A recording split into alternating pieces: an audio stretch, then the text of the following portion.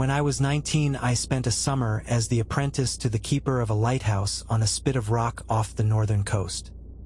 His name was Aldous, and he was the last of a dying profession, a man who had tended that light for 40 years back when it still needed tending by hand, and who stayed on out of stubbornness after they automated it. My job was mostly to keep him company and carry things up the stairs. But he taught me the work anyway, the way old men teach you things they are afraid will die with them. Most of what he taught me was practical. How to read the weather in the color of the morning. How the fog changes the sound of the sea. But one lesson was not practical, and he made me repeat it back to him until he was satisfied I would remember. He said, "Our light turns.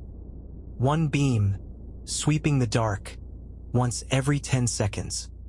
You will come to know its rhythm in your sleep." And he said, "Some nights out on the water you will see a second light. It will answer ours.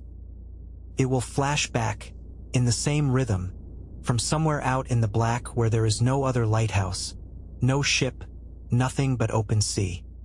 And when you see it, you will feel a pull to signal to it.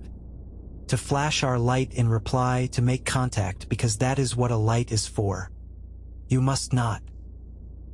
No matter how badly you want to, you never answer the second light." I asked him what it was. He would not say.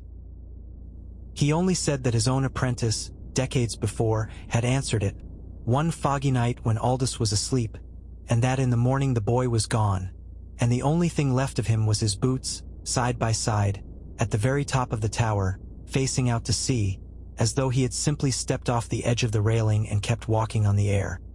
For most of the summer I saw nothing.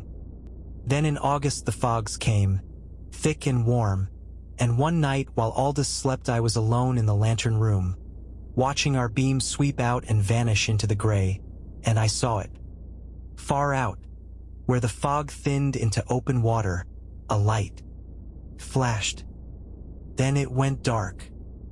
10 seconds. It flashed again, exactly in time with our beam.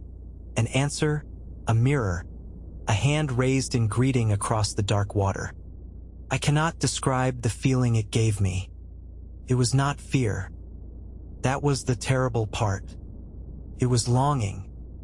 A deep, sudden, aching loneliness, the feeling of seeing a friend across a crowded room, of being recognized, of being called. Every part of me wanted to reach for the shutter mechanism and flash our light back, to say, "I see you too. I am here, do not be alone out there." My hand was on the lever before I knew I had moved. And I heard Aldous behind me. He had come up the stairs in his nightclothes, silent as the fog, and he put his old hand over mine on the lever, and he did not pull it away, he just held it there gently, and he said, "Look at the water. Do not look at the light. Look at the water underneath it." I looked, and in the flashes of that second light, in the brief moments it lit the sea beneath itself, I saw that the water there was not water. It was faces.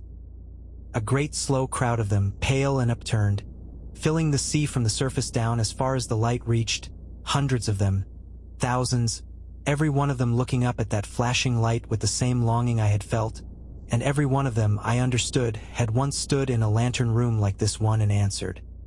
The light was not a ship. It was not a rescue. It was the last thing all of them had ever reached toward. Collects the ones who answer. Aldous kept his hand over mine until the fog closed again and the second light was gone.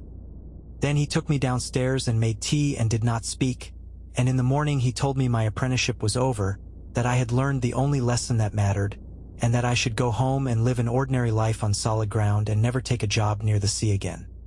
I did as he said.